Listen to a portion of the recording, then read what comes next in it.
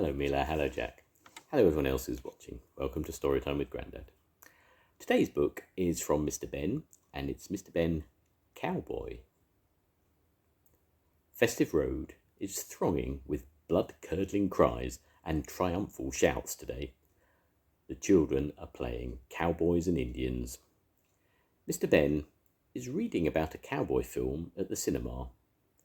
He decides to take a stroll to see it. But there is such a queue at the cinema that he has a better idea. The costume shop and a cowboy outfit. The shopkeeper happily hands Mr Benn the costume and invites him to try it on. Mr Benn steps into the changing room and out into a red and dust-brown barren landscape. He looks around him and sees smoke signals rising from a nearby outcrop of rocks. Then he spots a huddle of wigwams in the distance, the Indian settlement. He decides to take a closer look.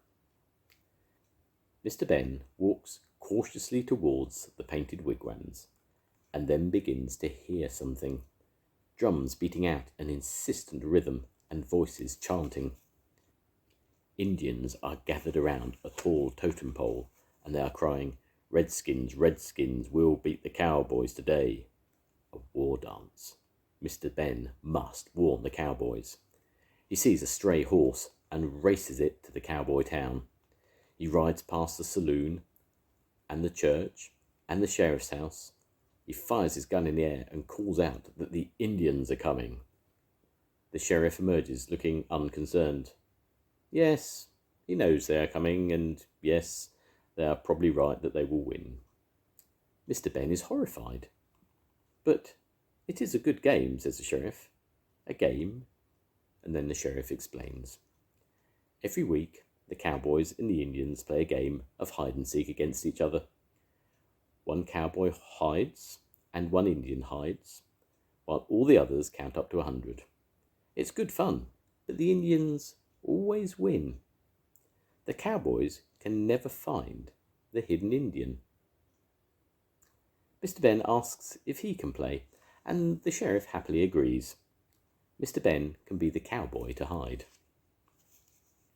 Soon the Indians arrive, and with the Indian chief and the cowboy sheriff ready as judges, the game begins.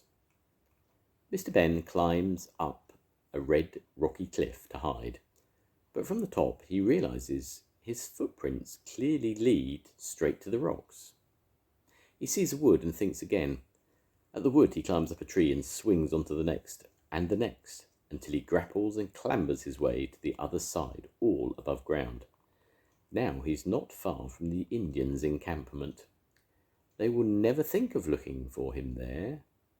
Still, they might find him by his footprints, but not if.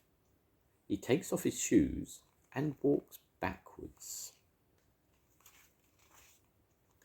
In the Indian encampment, Mr Benn quickly hides in a wigwam. Meanwhile, the Indians are searching for him in the wood. They saw his footprints going in, and there are none going out, so he must be there, but they cannot find him. From his hiding place, Mr Benn hears the cowboys. They are walking around in the settlement looking for the Indian, but finding nothing. He peeks out from his hiding place, sees the cowboys and the totem pole. It looks even taller than before. Then he realizes the Indian is sitting on top of it. But the cowboys can't see the Indian until they hear stifled giggling, and suddenly a laugh rings out above them. Mr Benn has attached a feather to a long pole and is tickling the Indian. The cowboys fall about laughing. The Indians hear the commotion and come in from the wood. They see the feather, the Indian, the cowboys, and they hoot with laughter too. Mr Benn emerges from the wigwam, and amid the laughter, the sheriff congratulates him and thanks him for making the cowboys win for the first time.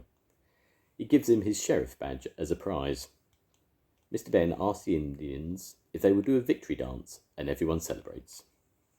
Then the shopkeeper appears, and when Mr Benn shows him his hiding place, he finds himself back in the shop. Back in Festive Road, the children are still playing. Now they are playing hide and seek. The end. Goodbye, Mila. Goodbye, Jack. We'll see you soon. Goodbye, everyone. Bye.